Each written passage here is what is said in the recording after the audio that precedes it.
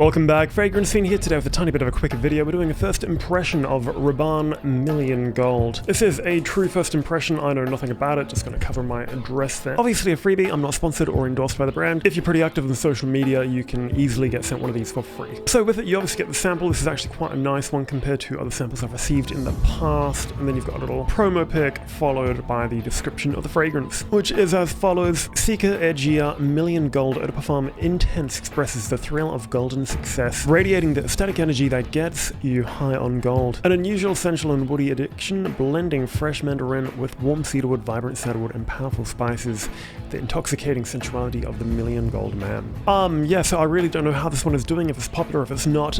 Honestly, I am not a fan of much fucker Rabanne whatsoever. What they create is just simply not my style of fragrance. I get it's supposed to be mass appealing and everybody's supposed to like it, but for me, a lot of them are just so synthetically cloying and sweet and artificial with very little substance. I'm hoping this one breaks the mold for me, but my expectations are pretty minimal. So it simply gives you 3 notes, mandarin, cedarwood, and sandalwood. Let's give it a go. I'm not going to compare this flavor to the previous ones. In fact, I don't really care to even recall them since I remember how disappointed I was.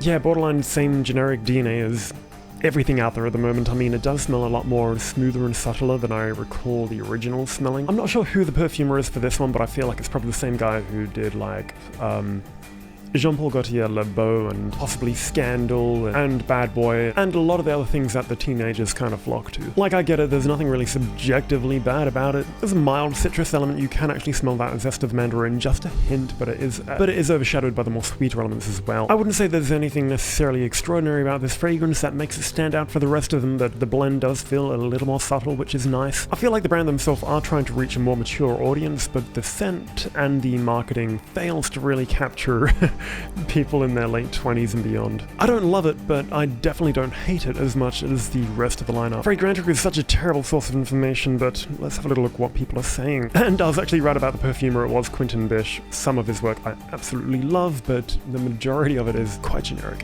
And I swear I did not look this up prior, I can just smell his work a mile away. 93 people voted that this smells like Santal 33. I literally have my bottle of Santal 33 right here, let's give that a spray and do a quick comparison.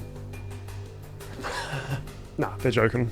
The difference is day and night. I don't know how 93 people are getting that reaction. Probably some influencer said it and everybody's just hopping on the bandwagon. Anyway, as usual, I'm probably going to get a lot of hate with this because I'm just speaking how I feel about the fragrance, and remember, it's subjective what people do and don't like. All I know is the minute I finish this video, I'm going to be wiping that straight off. What I'm about to say is actually a tiny bit of a surprise for me, and as much as I dislike the other ones, they actually kind of justify the cost to some extent. Despite the marketing and all that, they actually smell like they're the price tag they're valued at. I don't know how much this one's worth, but I assume it's going to be more than the rest of them. Although it's got a somewhat smooth texture about it, it just smells like a chemist perfume. It's drying down quite linear. It started off a tiny bit citrusy with that zesty mandarin element, but not very much. The woodiness feels very diluted, and it feels like a tiny bit of a chemical bomb. There's really not much else I can say constructively about this fragrance, so I'm really going to end it there. Maybe if you're a little more on the youthful side and you like the marketing, it might be a good addition to your collection, but I would not suggest it. But anyway, that's all for today's video. I'll see you next time. Thank you so much again for watching.